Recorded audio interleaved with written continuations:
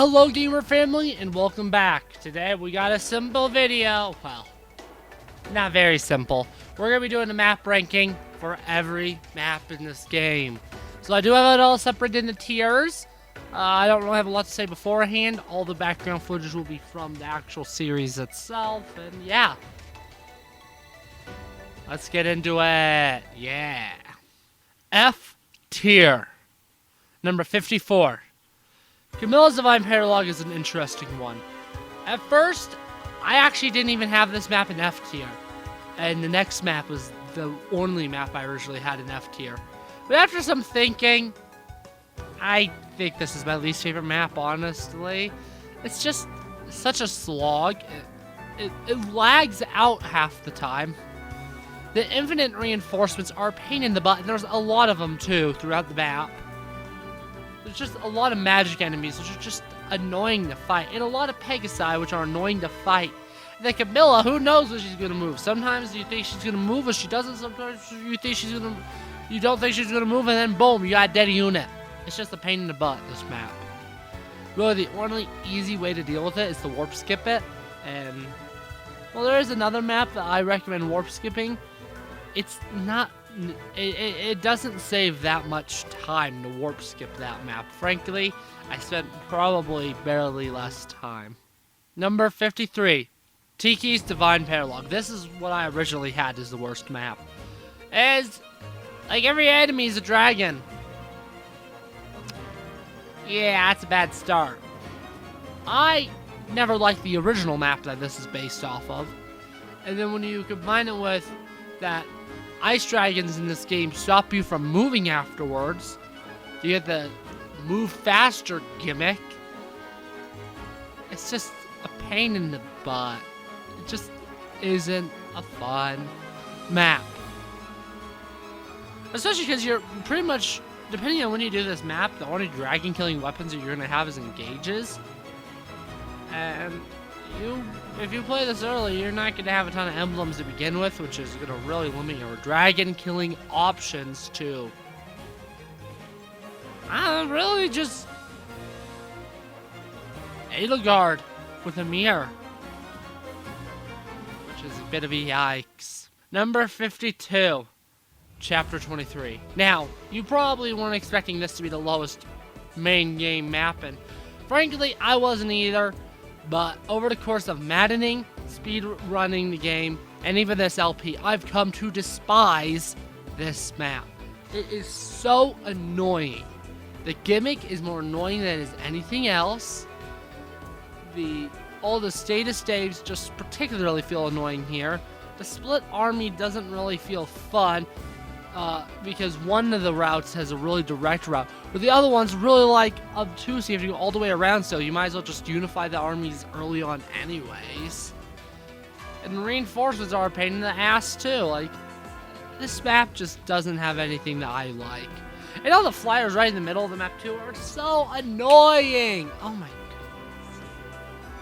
Really? It's just the enemy placement though that really rubs me the wrong way. Like, this map probably accounted for half of my speed run. Yeah. One map probably accounted for half of my speed run. And I know in maddening, this map kicked my ass too. D tier maps. These ones are a little bit better. Number 51, the prologue. Yeah, finally. Yeah, there's 3 maps below this. This map literally is one enemy with nothing else. This isn't like the very, very end of Blazing Blade, of any of the GBA games, where there's really only one enemy. Because that's like at least one really tough enemy that you need to like go all out on. This, no, it's a tutorial enemy. It's essentially premonitions from Awakening. So it makes sense to be this low. Number 50, the first chapter of the Fell Xenologue. All this map is a bunch of annoying-ass wolves in a bunch of terrain. Now, I'm going to be honest, I haven't played this map in Maddening, and I have no intent of playing this map in Maddening. I want to say for the Fell Xenologue maps, when I put them on this ranking, for the most part, I'm going to be looking at them is like how the map's designed, not the tools they give you, is I really took an average, because if I were to look at the Fell Xenologue as it is in game, most of the maps would probably be in D tier. But if I were also to look at them with like they're just regular base game chapters, they'd probably mostly be in high tiers. So I kind of kept the middle ground. So I'm based them off of what they actually are in Fell Xenologue, but depending on how I think they would play in the base game, I may or may not be raising them on this ranking as well. That being said, either way, this map's just so boring. The train's not interesting, and the wolves are annoying. 49, Chapter 22. This map, oh, holy cow. I didn't think it was going to be so low originally, but jeez Louise, I hate it. It's just, it's not fun. You've already lost your emblems once in this playthrough, and that was awesome. It led for some incredible gameplay stuff. But now you lose them again, and like, the Dark Emblem sinking does nothing for me. Like, if it worked like how it did with the enemies, where like you actually got to use their skills and their weapons, then maybe I'd find this chapter more fun. And the fact that it turns to a route after is just annoying. The other map that has the defeat, has the condition and turns to route is ranked higher, and I actually do have reasons why that one's so much higher. This one just isn't fun though. The whole gimmick of collecting the emblem rings again just sucks. 48, Chapter 1. Yay! One of the first maps is near the bottom, as it should be, because the earlier maps in a Fire Emblem game are more basic. And the basic maps tend to be weaker maps, because they're just trying to introduce you to all the mechanics. And yeah, this one has a couple of forests, and that's really all that is worth noting. Not a ton of enemies. Got good music. There's nothing wrong with it. It's a good Chapter 1. Is it my favorite Chapter 1? No. It ain't. But it is a good Chapter 1, I think. Number 47, Hector's Divine Paralogue. Oh. Not only is Hector himself a pain to fight, just the whole poison gimmick I just don't like. Now, it's worth noting that I don't like this map, any version of this map, whether it's the other side of it that's featured in Binding Blade, or the part that we actually play in this game, which is also from Blazing Blade. Like, I don't like any of them. I think they're all bad. And out of the three, I'd say this one's the least bad. His poison just isn't that impactful in this game. But Hector's not a fun boss to fight. The reinforcements are annoying, and it just feels like such a slow map to actually get all your units over by Hector. Number 46. Chapter 15. The biggest problem this map has is it's just room after room after room after room. When does it end? I don't know. Miasma can lead to some really interesting challenges in this game, but I don't think this chapter uses it the best. It's just sporadically placed. You don't have big clumps of it, and you really don't have a ton of emblems to disperse it yet either. The only emblem you truly in the base game, the only emblem you really have to disperse it is Corrin, who's on Cedal, which means the best things to get rid of the miasma can't be used. Like, fog is my preferred way to get rid of miasma using this. Like, obviously, if you have emblems like Camilla, you could use, like, Inferno to get rid of it. But in the base game, you don't. So, it's kind of just annoying trying to get rid of the miasma. To its credit, though, I do like how this map ends with, like, reinforcements of really strong enemies to get you to rush. I do really like that. That's the one thing I do like about this map. Number 45, Chapter 24. I really just consider this a filler map. Like, is it as bad as the one that came before it? No. But, like, this map has 3 paths in your army split, but there's no point in separating your army out. I've played this map enough now that's like, only the first time I ever played it did I actually keep my army split, because there's no reason not to. Because all the enemies will come get you anyways, but then if you have them all in the center lane, they have to go through little 1 tile wide points. That's choke holding points. And all the ballistas that aren't in the center path, again, don't really matter. Same with the dragons, you can just avoid them, so like... I just don't get why there's 3 paths. I think this would have been a cooler map if it was 1 path, and then the snow only got parts of the path at once. Same kind of gimmick. I think that would make it more interesting. And the snow shouldn't have been taking you all the way back, but it should have also happened somewhere every turn. I don't know. I think... I don't know. I think the core concept of this map is actually pretty fun. I just don't think it was fully executed the best. C tier. Number 44. Felsinalog 2. This map's fun. Again, this is another map where I just don't get why the army is split. There's no reason to keep your army split in any world. 99% of players are going to reunify their army. Guaranteed. Guaranteed. There's no reason not to. I know I did in all of my playthroughs. The actual map itself, I think, if it actually helped convince you to split your army the whole time, I think that'd raise it up for sure. And just as a map, it isn't terrible though. I think my biggest issue with it is less with the map design itself and more the Felsinalog and how it makes Zephyr have like no hit rate. Celestia, sorry. Number 43. Paralog 3. Lucina. Yeah. This map's like the prologue, except there's more enemies and there's more going on. If you use your emblems right, this map is extremely easy though, which can make it a fun little speed run type thing. There's not a whole ton going on in this map though. Should it be lower than this? Honestly, it probably could be, but I have it here, so oh well. Number 42, Paralog 13, Celica. This one's just like the last map, except more annoying with canters. You may be like, more annoying though? Why is it ranked higher?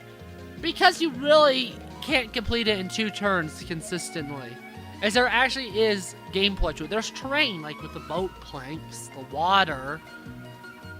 And then the canters are a unique and interesting threat. That being said, this is the wrong choice for a Shadows of Valentia map. It was the wrong choice. It's still kind of a boring map, so it's here. Number 41, Chapter 21. This map. This map really sucks on maddening. This map is honestly quite like the previous 2, where it's really just an open landscape and you rush your units forward. There's obviously a bit of terrain with like the pillars. All the bosses make it a little interesting too, especially since they all drop stuff. So like you can warp skip the map, but you may miss out on good weapons if you don't like kill Zephyr and Gris. Ironically, I never used the weapons that they dropped, but they do drop good weapons. Vale is an interesting boss just because she has Marth, which is high avoid, so you're going to want to use Corin to knock down the avoid. And all of that, I think, makes it fun, but it's still an open map. This map feels more like a 3 Houses map than it does a Fire Emblem Fates Conquest map, which is a bad thing. Well, I think it's abysmal? No, but it's definitely one of the weaker maps. Number 40. Felsinalog Chapter 4. Yeah, this is another map that's kind of just an open field. But this one has 2 enemy armies. Yeah, that's it. Train and 4 enemy armies. I like how there's multiple enemy armies. I'm a simp for things like that. And there is still enough terrain to make it interesting. You can like pop people in force and all that. So, like, this isn't terrible. It's just not amazing. Number 39, Chapter 2.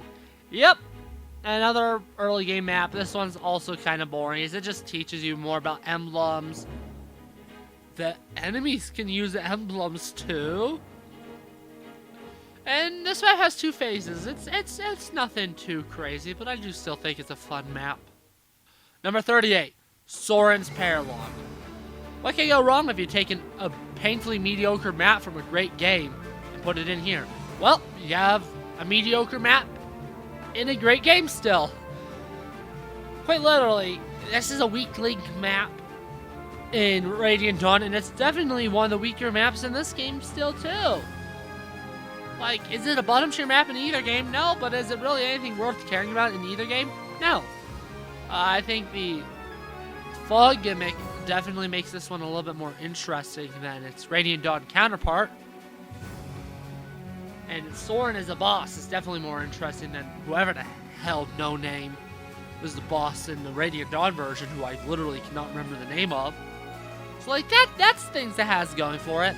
But visually, it's nothing special, and the lava gimmick just still is not fun. I mean, that gimmick's been around since FE6 at the latest is when it got invented, so I don't know, not a fan of it. Number 37, Crom's Paralog. Oddly enough, in my notes, I actually have it just written as Robin's Paralog, not Crom's. I forgot it's Crom's, not Robin's. Anyways, this is probably the best map I could have chosen, honestly. I like how Crom and Robin are separate. That makes it fun. I just don't like the water tactic thing. That's what really lowers this map for me, because having to, like, take down the shield, I like. As you obviously had the shield in the original version of this map. So, I like that. But the void water, I just find more annoying than anything else. But besides that, I actually don't mind this map. We're kind of starting to get to the... I remember, we're in C tier. So, like, these are maps I like. I just don't love them, for the most part. And, like, there's nothing wrong with this map. There's nothing I mean, actually, that's not true. The water. Besides that, there's nothing wrong with this map. And even then, that's just a minor annoyance. Number 36, Paralog 2. Anna's Paralog. This one just isn't really that special to me, other than Anna hiding in a chest. You get a Master Seal, which is nice.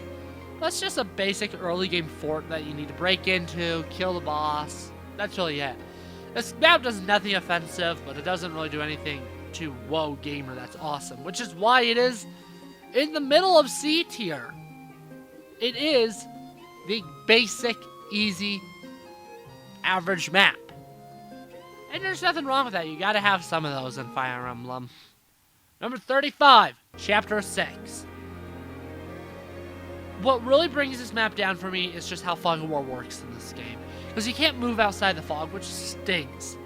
I like how they brought back torches.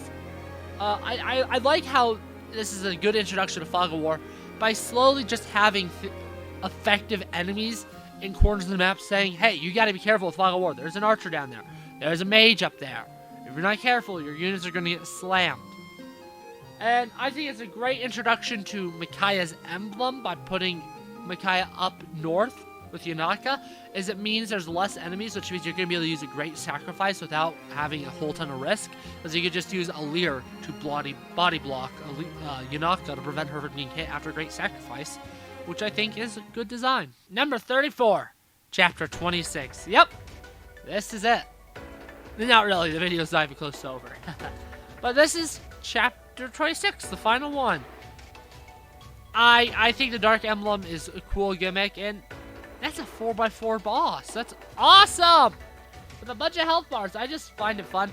Then I love how the first phase of the fight has just all the S-rank weapons. Like, the first half of the fight is harder. It really is. Because there's a lot of enemies close together with really strong weapons. If you get to the second part,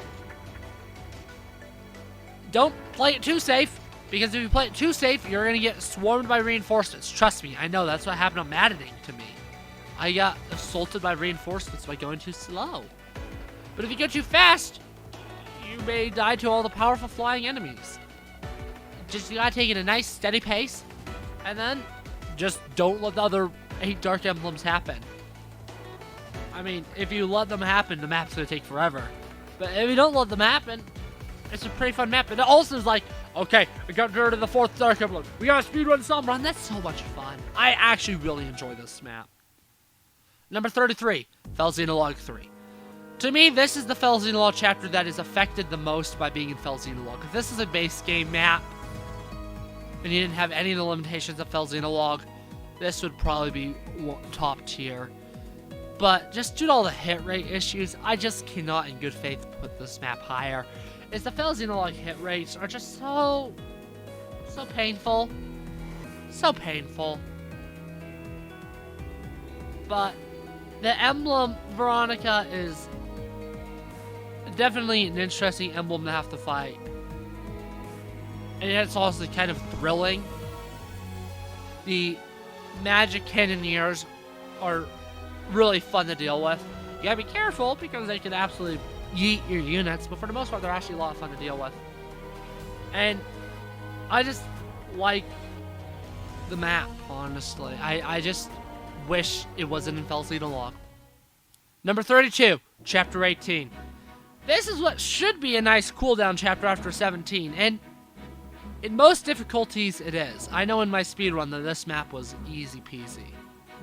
But a maddening, holy cow, this map's actually kind of hard. There's all the enemies.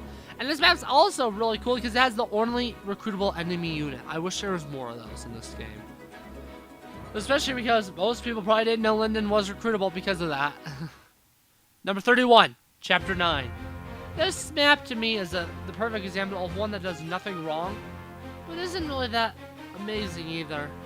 It gives you options of how you play it. Your armies start split. You can either keep them split the whole way or have them unify in the middle. And your flyer, or flyers, if you use second seal, I believe you have one at this point, go right down the middle as well, right to Ivy the boss, which I think is an interesting, like, what do you want to do? Again, there's not a ton to say on this map, but I do really like it overall. Number 30, Paralog 14, Marth. You know, if you play this map the way it's intended, it's not very good. But if you go right for Marth, it's actually kind of fun. Because the throne room is the most fun part of this map. All the stuff over on the left is so tedious and boring. And if you wait long enough, Marth will actually just open up the doors himself, and that just makes the throne room the same old, boring, tedious. But if you get to the throne room right away, break it open right away, and go right for Marth, that's thrilling, it's fun. I think what really hurts this map, though, is the fact that the chest items really aren't that good. Yeah. Number 29, Felseed Log 5. I know, this should be an F tier, I know. But this map's so unique. If you use the right emblem combinations, this map will be fun. And that is giving Nell Tiki. Just give Nell Tiki, and the map is fun. Because then it just becomes a game of holding out both maps. It essentially becomes a defend map if you do that. And I love defend maps, which is why this is actually this high. Now, I wish you could have more than one level 1 with Tiki on Nell, but that is besides the point here. Number 28, Chapter 16. This is a gimmicky map, and I know there's a lot of people that don't like it. And the more I play it, the less I like it. If I made this tier list after my first playthrough, this map would be much higher.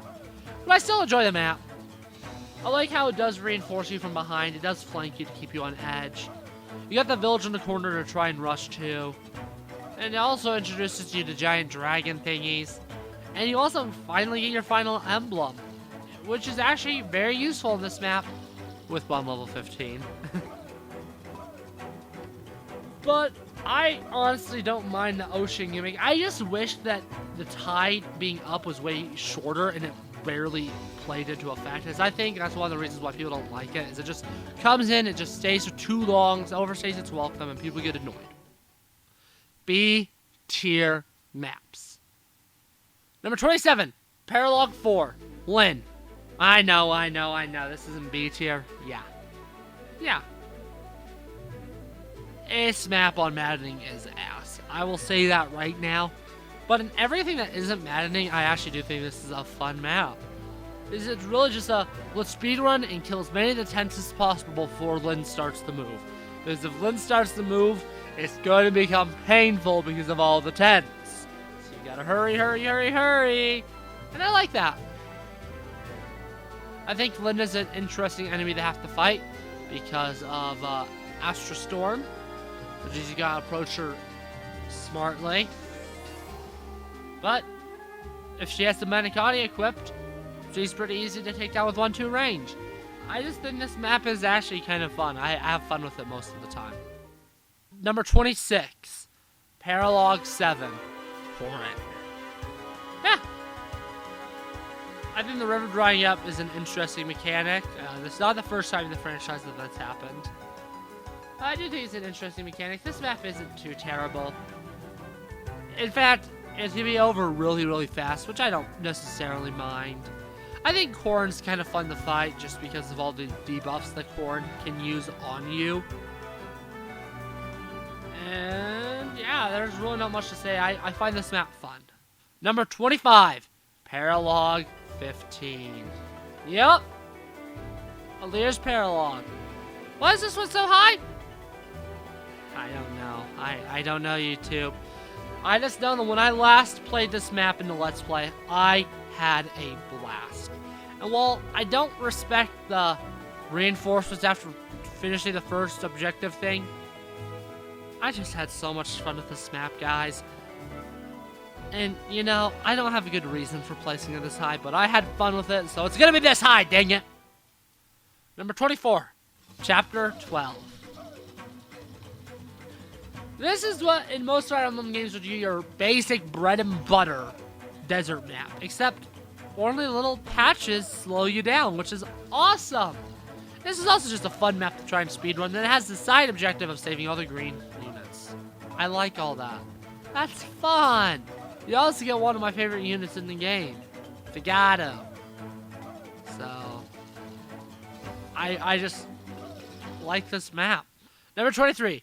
Paralog 5. A defend map? Oh boy! A defend map that's actually not a defend map, and if you wait too long, it destroys the whole building. Oh. Oh. Okay.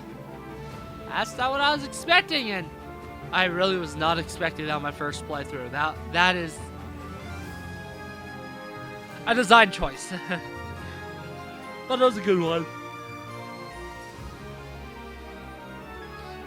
But it was a good one, and it makes this map stand out from all the other Paralogs. And, well, I do wish it was leaned a little bit more into the original Defend map attributes, and it definitely looks a little unfaithful. I still quite enjoy playing this map.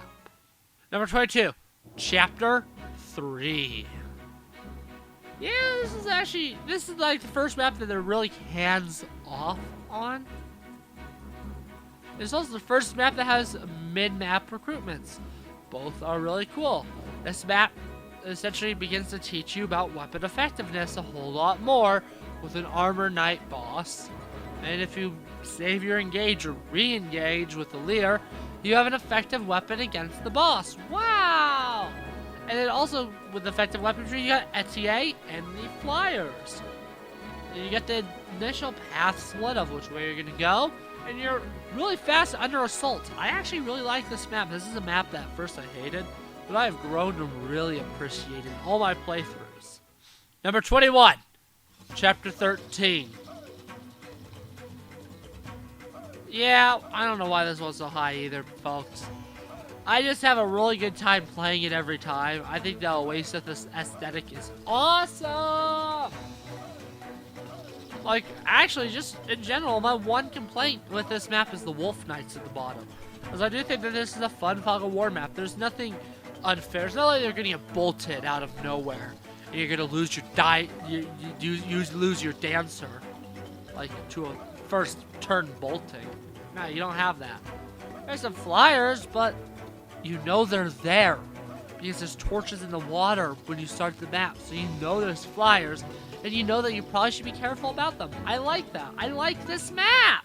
Number 20, Paralog 1, Jean. I like the simple village maps. I love how you have that little garden over there. And you got your first armor slayer as well. To show you, hey, you know those effective weapons? The enemies have those too. Be careful. And I really like that. I think that's good design to slowly lean you all into that. And you got another healer. You get the Jack of all trades healer. And are you going to use them? I don't know. I'm not you. Number 19. Felsinalog 6. Yep. Just like that, we're done with all the Felsinalog maps. Again, the main thing holding this one back from honestly S tier is the damn Felsinalog issues. All the limitations they put on you. This whole idea of all the terrain falling is so fun. And, you know, It's just a shame, really. I don't find this one a lot more fun on higher difficulties because it has so much potential, but it just seems like he moves so fast to screw you over, and you just don't seem to have a lot of resources to stop him, so it's just like, yeah, it stinks a bit. A tier. Number 18. Starting off A tier, we got Chapter 5. You may be like, okay, Alex, you've officially lost it. And yeah, I probably have, to be honest.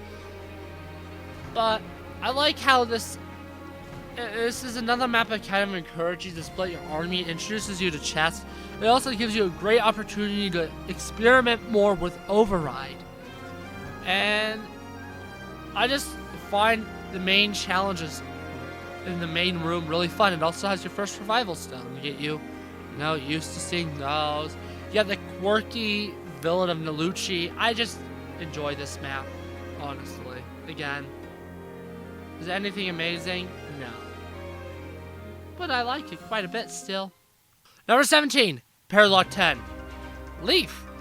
Okay, I'm probably biased. I love Thracia. It's one of my favorite games in the franchise. I love the music here. I haven't really talked about the music a ton, mostly because I'm trying not to because I'm talking about the maps themselves. But whoo, this map, more than any other Paralog, feels like it comes from its original game. All the other Paralogs are still fun, but when I play this Paralog, I feel like I'm playing Thracia, which is good, because that to me shows that they made this map right. Because I don't feel like I'm playing Shadows of Valentia when I'm playing Silicas. I don't feel like I'm playing Binding Blade when I'm playing Lens. I don't feel like I'm playing Awakening with Chroms or Lucinas, but I do feel like I'm playing Thracia with Leafs. The only thing that makes it not feel like Thracia is the not having the unlimited range on the staves. That would make this map the perfect Thracia map. Number 16, Chapter 20. Why is this map so high? Is it because of hide and seek? Yes, it's because of hide and seek.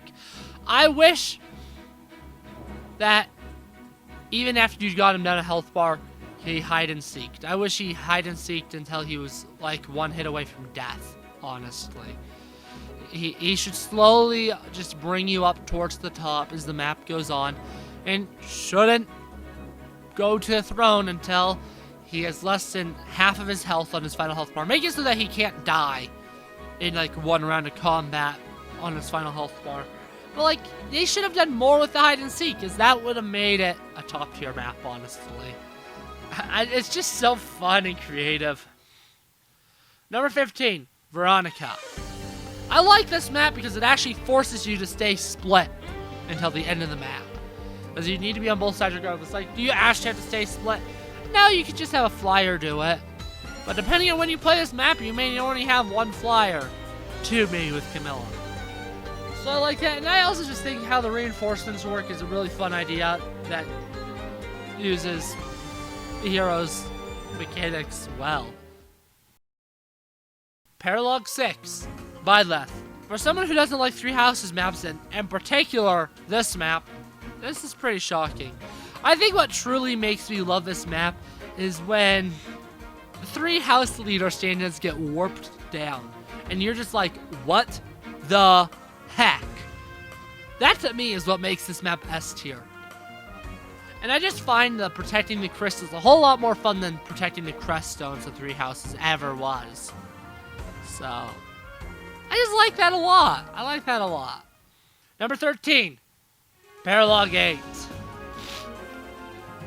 Erica. Yeah, this is a map that if you don't play it right, you're gonna want to die. But there's so many awful ways to approach this map that you're gonna have to bounce back from. That just makes it so lively and fun. Like, when I did a Let's Play, like, I kind of attacked a little too early, and it said everyone's coming to me, and I was like, oh my god, what am I gonna do? And that was fun, and making the chest item even more fun. I just had a great time, actually. Number 12, Chapter 8. Yeah, this is about as close as you get to a defend map in this game. I love defend maps.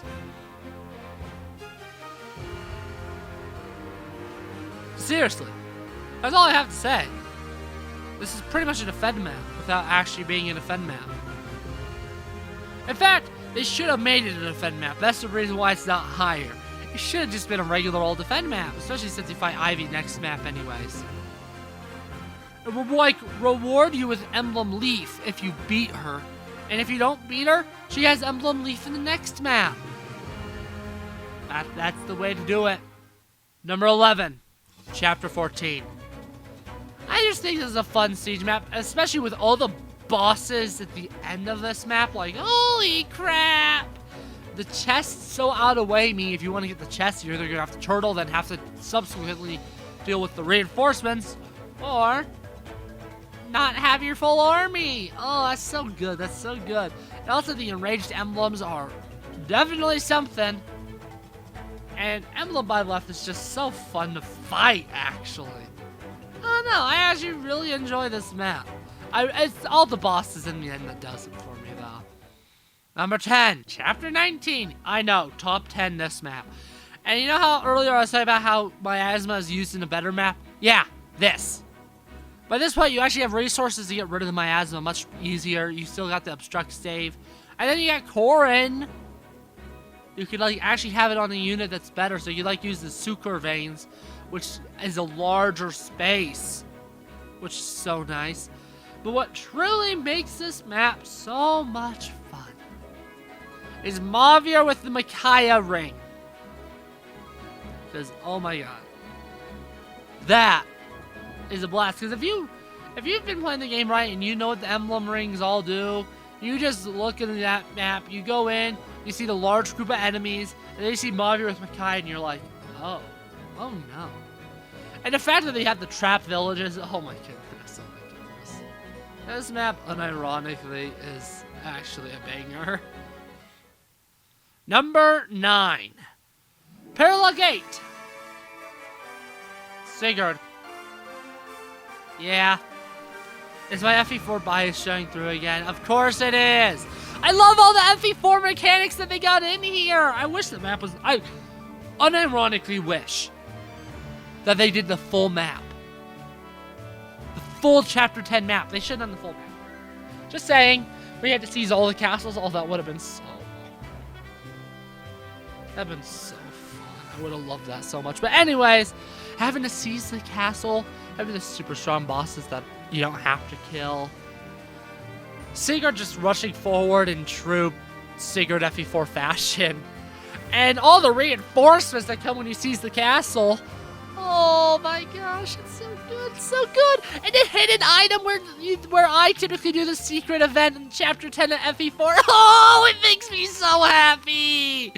Oh my gosh, I love FE4. And this, while it doesn't necessarily feel like I'm playing FE4, all like the little FE4 references, just being back on that map just make my heart so happy.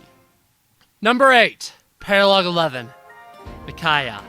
If I had to pick the 3 paralogs that felt the most like the original game, and number 1 would be Leaf's, number 2 would be Micaiah's, and number 3 would be Roy's. And obviously, that's one of the main reasons Micaiah's is here, is the only thing that's really missing from Radiant Dawn is the green units and ledges. Add those and oh my goodness, we are actually playing 313. Again, this is another map that you should probably play like a defend map, and just like the actual map, later on you get a bunch of strong reinforcements of like the Grail Mercenaries, or I guess technically in this case the Dawn Brigade. But you get all the reinforcements of like the army you're fighting is like, oh my gosh, oh my gosh, oh my gosh, oh my gosh, ah! Which is awesome. I love that. I love that feeling. And this map, just like the original, gives it. For that, I'm grateful. I'm not necessarily in love with the music remix, unfortunately, but the map itself, it plays like 313, and I am so glad they chose 313 over any other map they could have chose. Imagine they chose 3-6. Oh my god. Oh my goodness, that would be quite the choice. Number 7, Paralog 12. Roy is our boy. I don't know, this map does feel like Binding Blade. The smaller scale is what to me really hurts this map is I just love this map. Are you gonna trigger all the reinforcements? Are you gonna go around? What are you gonna do? And I just like all that. I love all that, in fact. And I just find this just a really fun map, is it just gives you so many options of where to go, how to go, and it doesn't really matter too much, depending, it all just may change the amount of reinforcements you get. And like, this is not an easy map, you're swamped with wyverns. But that's how the original map is too! It feels like the original map in that aspect, and I just enjoy playing this map, guys. I do. Number 6, Chapter 7. You've probably heard me say before in the series that I'm a Chapter 7 fan. And yeah, whenever I play this game, I always get really excited to play Chapter 7. This is the chapter that I probably watched the most in all the pre-released footage of all like the previewers. It was like all the previewers decided to show off this map for some reason, and no, it made me fall in love with the map. Is every time I play it, I'm like, okay, I gotta play it better than those previewers. Yes, I do. And I subsequently tend to. It helps that I've seen it, and it helps that I've played the game so many dang times now. Oh, like how those previewers did not do good on this map. S tier. That's right, YouTube. We're in the late game, both in terms of tiers and with number 5, Chapter 25.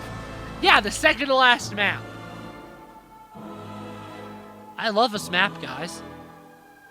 Warp skipping makes this map barely faster. The warp skipping is so... If you bring a full army, it's such a complex warp skip because you cannot leave a single unit behind. And it's not like you're warping and instantly killing the boss either. You're just trying to outrun the reinforcements. Because this map overwhelms you. This map is stressful. I remember my first time playing this map, I didn't warp skip and I was stressed out the whole time. It is a wild map. The music is fast-paced and stressful, and oh my... I love this map. It is so dang good. So good. Looks good, feels good. It's really fun to play. I always love playing this map. Number 4, Chapter 4. Yeah, that's ironic. Like I say, I love all the thin village paths. The introduction of more emblems. You now got 3 emblems. You got 2 emblems for the first time this map. Sigurd and Silka. You gotta figure them out. You get the fantastic music. You get new units. And it teaches you like, oh, you use armor knights like this. You use Pegasus knights like this. Pegasus are weak to blank and blank. Armors are weak to blank and blank. It's a good, subtle tutorial of basic combat things, and map's just really fun to play. Number 3, Chapter 10. When you first go over to Hyacinth and pop on his range, and you see that his range is like an entire room, what's your reaction? Probably, oh god, what the hell is that? And I think that's an appropriate reaction for this whole chapter, honestly. You have 2 emblems, you have 3 bosses, a bunch of mini threats with Hortensia's retainers. The split paths, like, obviously you could unify the paths, but then Hortensia's probably going to start moving by the time you get done with that. And she's going to murder a couple of your units because she's flying, so, like, you got to play reasonably fast. You got to strategically play, like Goldmary. You don't want men to attack her because they will not hit her. So there's just a lot to consider when you go into strategizing this map, and I think that is just a ton of fun. And then there's the ending of the map where you lose all your emblems. Holy cow. Leading into number 2, Chapter 11. This is what Chapter 22 wishes it could be. Like, you've gotten so accustomed to all these toys, and now they're fighting against you. You have no toys. Little Timmy in preschool went over to you like, that's mine! And ripped the little Lego boy out of your hand, the little Lego minifigure, ripped it right out of your hand. You're left toyless. That's what this chapter's like. This chapter feels like something Kaga would have made. And honestly, Shozo Kaga, is he the greatest person ever alive? No. There's actually a lot of evidence that he's pretty questionable person in a lot of ways. But he did have a lot of good game design, and he was not afraid to be mean to the player, which I do appreciate, and this game is mean to the player! Number 1. Chapter 17. Speaking of being cruel to the player, you had to fight 6 emblems and 6 bosses. Enough said. Not actually though. Well, sure, this map is a little bit more fieldy than a lot of other maps, but that is because it is literally just a giant-ass battlefield. It is battle after battle after battle. This map is relentless. It keeps shoving giant enemies after you. And on a first playthrough, when you don't expect this map, you're just like, what the hell do I do? I remember when I first got to this map, I was like, what the heck? And that's just carried through with me the whole time. As this is just the craziest map in this game. And you have 6 emblems, the enemy has 6 emblems, that just makes it so much fun. Well, anyways, guys, this is the full tier list. Yeah, I know, this was a long video, but there's 54 maps in this game, and you know what? Most of them are bangers. They're the bangers. There's a lot of really good ones here. I really hope you enjoyed YouTube, and well, I'll see you next time. This is it for Engage. This is actually it for Engage content on this channel. Yeah, I know, it's so sad. I don't know, I'm looking at my webcam on the computer, not you. I know, it's so sad, but it's just gotta be like that. Actually, I'm probably not invisible right now on the screen, let's be completely honest. It's gonna be a little sad to say goodbye to Engage, but oh well. You got Binding Blade coming up pretty soon, and oh my goodness, that is a banger.